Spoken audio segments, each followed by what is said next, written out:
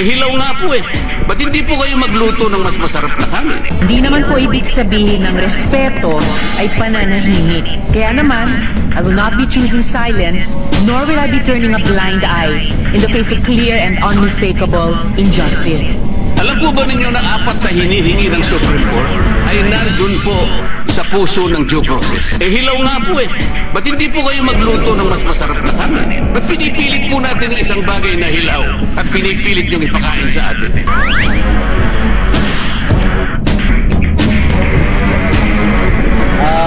Kami pong mga bago, may mga robe na rin po pero hindi pa po nadudumihan. Hindi po magagamit, no? Pero kagaya po na sinabi ko, imbes na sundin po nila, sila po yung gumawa nun eh. Hindi naman po nila sinunod. Kaya po ang nangyari, pinagsabihin ng Korte Suprema, ganito ang pag-file. Nagbigay nga po ng guidelines. So, may kasabihan po tayo, ang tumatakbo ng matulin, kung matinik ay malalim.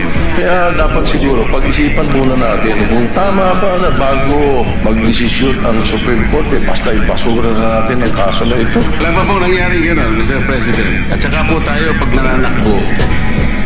Ako po ay nakasapatos at saka sa kalsada kaya hindi po ako matitinik.